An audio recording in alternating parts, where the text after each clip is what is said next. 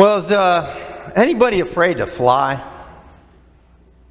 Couple people. Yeah, it kind of gets you anxious, doesn't it? I mean, how can that big thing of metal and steel, or I guess it's aluminum, I don't know what it is, but anyway, how can that thing stay up in the air like it does and be safe? You know, how does it get up in the air? How does it lift up? It's pretty heavy. Well, you know, a lot of people are pretty nervous, and there was a guy, he was down there at the Atlanta airport, and he was waiting on his flight. He'd gotten there early, done all the procedures, TSA and all that, got all checked in, went to find his gate, and he was looking out the window, and he noticed that the clouds were starting to darken. He was already nervous about flying, but now there was going to be a terrible thunderstorm that was rolling in. And the more he thought about it, and the more he thought about how in the world does that airplane stay up in the air and get off the ground and all of that, he thought about the bad weather and how bumpy that flight would be. And what if lightning hit one of the engines and the plane went down? And his imagination was going overtime, and he was just getting more and more and more and more anxious as it went along, as the minutes ticked by. Well, he started pacing back and forth near the gate, and he just so happened to see one of these machines, and it said, I don't know, some kind of insurance. I guess it was flight insurance or something like that. And what it was that for just $3 measly, he could get $1 million in coverage. So if something did happen, he would know that everything would be taken care of because his family would inherit $1 million. Or if he was injured, he'd be a millionaire. So anyway, in his anxiety, he got kind of excited, put his $3 in, got his policy, and he started to calm down a little. And as he calmed down, of course, well, then he started to realize he was hungry. So he went to the food court, and he looked around at all the different places, and he decided, well, you know, Chinese would be good. So he went over and ordered himself some teriyaki chicken and fried rice with extra carrots, and sat down at his table to eat, finish his meal. And, you know, Chinese, you always get that special little treat at the end, right? You get the fortune cookie. And so he had finished his meal, and he reached over, opened up his fortune cookie, and he started to read. And it said, "A recent investment you have made will pay big dividends." Huh. Wow. Well, I share that illustration with you just to kind of introduce the question to all of us. What's the meaning of life? What's it mean to be a Christian? What's the goal? You know, some people are like that guy at the airport, right? They're afraid of something, usually death. And so they go and they figure the investment's not much. I'll just go to church and pray and do some things and try to please God and live a good life, and I'll get to heaven. So I've got the best life insurance policy ever. Some people call it fire insurance. Some people call it the retirement plan. Is that really the goal of life, though, to just live a life and get to heaven? Is that what it means to be a Christian? Some people, more in the secular world, and I hear this a lot, the goal of life is to be happy. That's what it's all about. Just be happy. Now, while God wants us to be happy and prosper and have a good life, I don't really think that's the goal of what it means to be a Christian. There's something more to all of that. There's more than just a simple transaction. In other words, do good things and good things will happen to you. Live a good life and you'll get to heaven one day. No, there's more than that transaction where we do the obedient things like come to church and serve on a committee or sing in the choir or whatever it may be, pray, read the Bible. There's more than that to the Christian life. And we cheat ourselves when we diminish that goal of just simply making it a transaction between us and God. Hey, God, we've made this agreement. I'll be faithful just so I get into heaven one day. Hey, God, I'll be faithful as long as I'm happy the rest of the days of my life. Hey, God, I'll be faithful if da-da-da-da-da. Whatever you're fill in the blank. There's more than just that transaction that takes place between us and God. As we start this series, it comes from a book from Richard Rohr. He's a Catholic priest, and he's not in recovery himself, but he did a series of lectures in which he looked at the 12 steps of recovery programs. Specifically, he looked at the AA program. And he noticed that the problem in most churches for most Christians is that they lead a transactional life, which leads to emptiness. Did you know that recently there's a lot of recovering Christians? He said there's a lot of recovering Catholics. And we can read in statistics that there's a new category of Christians, and they're called the dones. They're done with it because nothing ever seems to change. There's no real transformation anymore. You look at a church person, and they look just like anybody else, a non-church person. And 1 out of every 3 people, Christian people who have grown up in the church, who have worship God, who have devoted their life, at least a part of it, to worship and service and devotion to Jesus Christ, are leaving. Why? Because all we're doing and we've been doing is teaching a transaction. We haven't insisted as leaders in the church that there really needs to be something deeper. We really need to start teaching it's not a transaction at all, but it's transformation. Transformation is what God calls us into, to be changed. As I said in the children's sermon, He'll meet us where we're at in all of our mess and chaos of our lives. He'll seek us out, but He doesn't expect you to stay there. That's not the end point. It's transformation. Now, this is a problem that started way back in the 4th century in the early church. And what happened was that Christianity more or less became the accepted worldwide largest religion at the time. And emperors and kings and, people in charge started to take on the Christian values and the Christian lifestyle, but they modified it. You see, what they did was, and if you know history, then you know that certain kings would pick certain bishops or popes in order to manipulate religion to get their way and to justify their own behaviors. So what happened was that the church actually became a part of the state. It became an extension, and the church became sort of the enforcer in a lot of cases, teaching the people not what Jesus was teaching, but what the emperor or the king wanted, to justify going to the war, to justify the misbehaviors, to justify the greed and corruption of the government system. And to justify and to enforce all of that, it's amazing. We look at things like the Apostles' Creed and the Nicene Creed and all these things and hear about big church councils that met to hammer out the details of the faith. Do you know who actually called that to be? It wasn't the bishops. It wasn't the clergy. It wasn't the Pope. No, it was the kings and the emperors. And what they wanted to do was to get into a grand theological debate.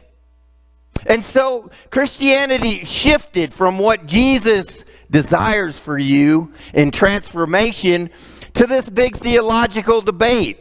I mean, they've had ridiculous debates. Do you know how many angels can dance on the head of a pin? That was a question. 10,000.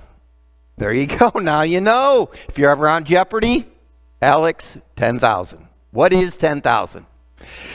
Do you know that they bickered over the length of the wick of the candles that they used in the church?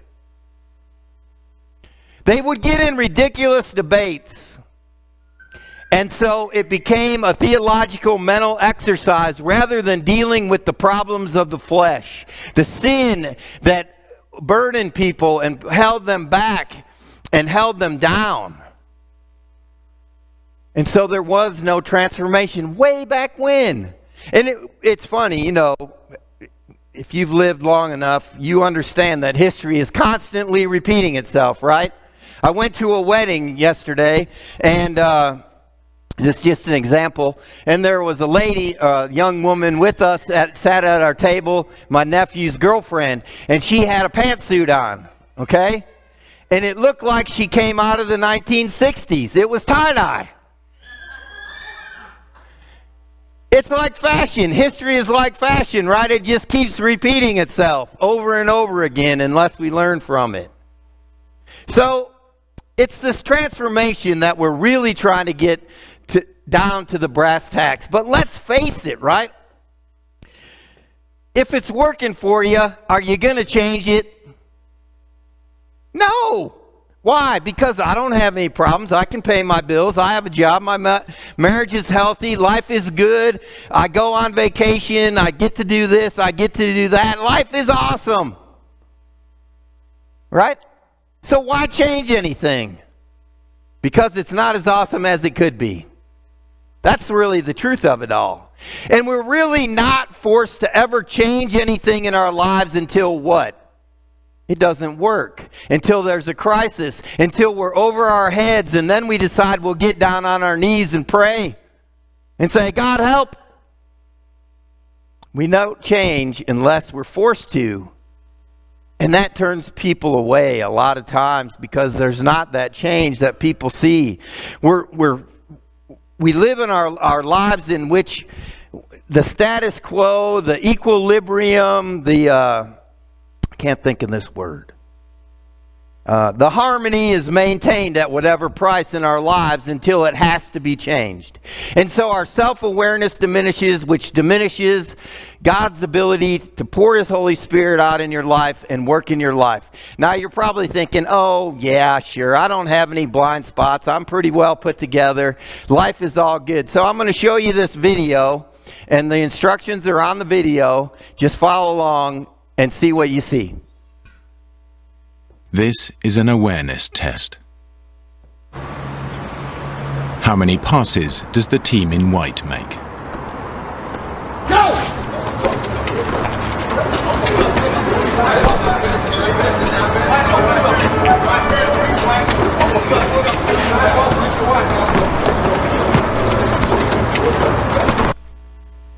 The answer is 13. Anybody get it right?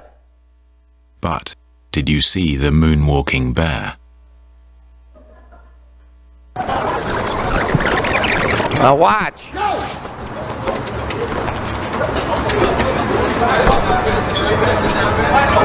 See him?